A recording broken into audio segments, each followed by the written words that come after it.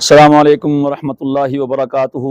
इस वक्त आज हम दिमश्क में एक अजीम कब्रिस्तान में मौजूद हैं और आपके सामने जो टूटी फूटी इस बिल्डिंग में कब्र है वो कातिबे वही और इस्लाम के अजीम सिपा सालार हज़रत अमीर माविया रज़ी अल्लाह अन्हु की कब्र है।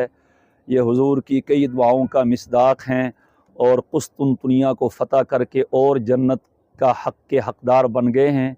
ये एक मज़लूम सहाबी हैं और इनकी कब्र भी गोया के मज़लूमियत का इजहार कर रही है और इन्होंने इस्लाम को 64 लाख मुरब्बा मील का रकबा दे के दिया और पहले वो सिपा सालार हैं जिन्होंने बाहरी बेड़ा तैयार किया और फिर इन्होंने कुस्तुनतुनिया को फ़तह किया और इनकी फतूहात पर आज इस्लाम का परचम लहरा रहा है। इन्होंने वाकई अपना तन मन धन इस्लाम